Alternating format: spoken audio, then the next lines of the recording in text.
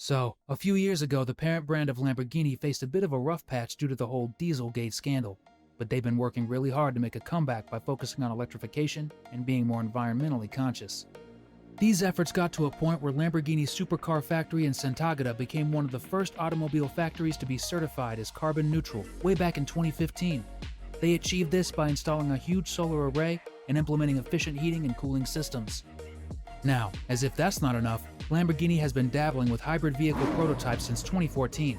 Again, this effort resulted in its first hybrid offering called the Sion FKP37. It's such a beauty. The company planned to produce only 63 units of this limited edition car. But here's where things get more interesting. This is just the beginning of Lamborghini's electric journey. They've got big plans ahead, and as you will find out pretty soon, these plans can change the way we see, drive, and remember supercars. Lamborghini, the famous Italian automaker, is finally hopping on the electric vehicle bandwagon. They recently revealed their electrification plans, which will be carried out in 2 phases over the next few years. So, here's the scoop. By the end of 2024, they're aiming to introduce hybrid versions of their entire lineup, combining gasoline and electric power. Following that, Lamborghini plans to wow us all with their first fully electric model before the end of the decade. Direzione Cortauri, Latin for the heart of the bull. The new plan is called the Direzione brightest Cortauri star. plan, which is named after a star in the Taurus constellation. The CEO, Stephen Winkelmann, introduced this plan during an event in Italy some time ago. According to Winkelmann, the plan means that the last Lamborghini road car to run solely on a combustion engine will be manufactured before the end of 2024. In an interview, he mentioned, "This is a big challenge for the company, but it's also great news for all of us. We want to maintain the brand's DNA while significantly reducing emissions by at least 50% starting from 2025 onwards."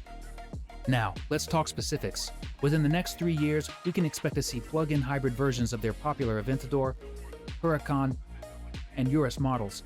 And don't worry, this new plan won't compromise the iconic sound and power that Lamborghini models are famous for, at least not in the short term. Winkelmann confirmed that the Aventador replacement will still feature a V12 engine, so there won't be any issues with the engine sound. He mentioned, the follow-up to the Aventador will still be a V12, so the sound issue is not going to be something we need to take care of, because the engine will still be there, and it will have the right sound. As for the Huracan's replacement, company insiders have indicated that it will ditch the V10 engine, which is currently shared with the Audi R8, in favor of a twin-turbocharged V8. We can expect it to sound pretty amazing once Lamborghini's engineers work their magic on it. Based on conversations with senior engineers, it seems that both the Aventador replacement and the Huracan's successor will have electrically powered front axles and hybrid assistance for their internal combustion engines at the rear. Unfortunately, it seems that neither of these models will incorporate the supercapacitor system found in the limited-run Aventador-based Sion. Winkelmann explained that although it provided fast charging and discharging capabilities, they needed a battery to increase range and reduce emissions, so they won't continue with that technology. Moving on to the Urus, it will also receive a plug-in hybrid powertrain.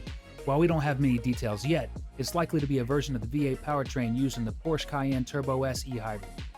In addition to these updates, Lamborghini is planning to introduce a 4th model, which will be their first electric vehicle. Winkelmann shared his vision, saying, "We want to have a new model line in the second half of this decade. It cannot cannibalize what we have today, but my dream is to have the best of 2 worlds, to try to have a car which is a 4-seater 2-door like the GT cars of the 50s and 60s. While fully electric supercars are still some way off, Winkelmann noted that the demand for them is currently limited. However, there are no plans to continue producing combustion-only models alongside the next generation of plug-in hybrid electric vehicles. So, plenty of exciting options are on the horizon, but the real game-changer will be Lamborghini's 4th model, an all-electric beast set to be unveiled sometime before 2030. Can you imagine the power and performance? Now, you might be wondering why Lamborghini took so long to embrace electric drivetrains. Well, like other sports cars manufacturers, they were hesitant about alienating their die-hard fans who adore the roaring V8 and V12 engines and the blistering speed that comes with them.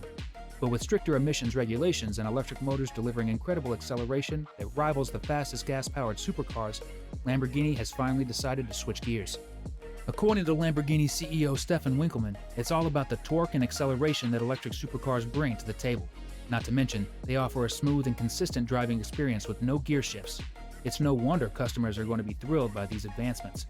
But Lamborghini isn't the only one making moves. Rival companies like Ferrari, Draco, Aston Martin, and Rimac are also venturing into the electric supercar space. Even Lamborghini's parent company, Volkswagen Group, is investing heavily in electric vehicle production, aiming to spend a whopping 16 billion euros and shift away from internal combustion engines. Now, here's an interesting tidbit. While Lamborghini hasn't announced whether they'll phase out their gas-powered vehicles entirely, Winkelmann did mention their goal of reducing CO2 emissions by 50% or more by early 2025. They're putting their money where their mouth is too, as they plan to invest 1.5 billion euros or $1.8 billion in their hybrid and electrification transformation. We're actually talking about the biggest investment ever made in Lamborghini. Lamborghini's sudden interest in electric vehicles isn't entirely unexpected. Back in 2017, the company unveiled the Terzo Millennio concept, a captivating collaboration with the Massachusetts Institute of Technology. This concept car was like a treasure trove of innovative and futuristic ideas, such as the use of supercapacitors instead of traditional lithium-ion batteries and a self-repairing mechanism to prevent body cracks. However, Lamborghini wants to pay homage to the combustion engine over the next couple of years, acknowledging its significant contribution to the company's recent financial success. Surprisingly, even with a mandatory 2-month factory shutdown due to the COVID-19 pandemic, Lamborghini had one of its best years in 2020.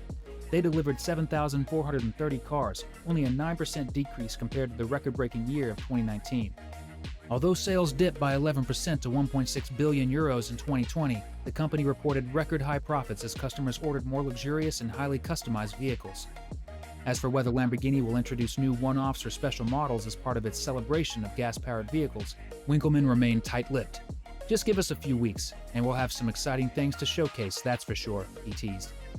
The CTO of Lamborghini, Rowan Moore, also had something to say about the electrification plans of the company.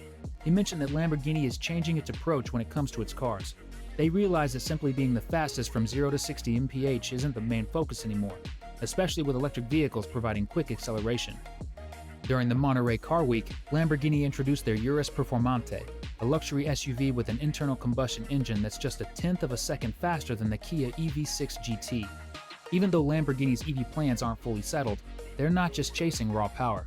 They're doubling down on providing a unique driving experience and building on their history of surprising product moves. He emphasized that Lamborghini has shifted from focusing solely on numbers to creating cars that are thrilling to drive. With the rise of electric vehicles, this approach becomes even more important. Moore said their mission is for drivers to have a big smile on their faces when they step out of the car, and simply going from 0 to 60 miles per hour quickly doesn't achieve that. He mentioned that the 0 to 60 battles are not that exciting and can even make some people feel sick. So, for Lamborghini, it's not really relevant. Instead, they want people to focus on how their cars feel and the overall experience they provide. For example, the new Urus Performante is faster than the original Urus, but what matters is how it feels to drive. According to Moore, one key element for building electric supercars is the instant access to torque in all four wheels, something that's not possible in gas-powered vehicles. He mentioned examples like the Porsche Taycan and Audi e-tron GT that showcase this kind of engineering. However, for Lamborghini, it has to be taken to a higher level. Lamborghini's LDVI system, which adjusts torque and steering based on traction and the driver's intentions, is one feature that sets them apart. This system will continue to evolve as they introduce electric powertrains, allowing it to react and adjust much faster in electric vehicles. Moore expressed his excitement for the future and the potential of developing in this direction.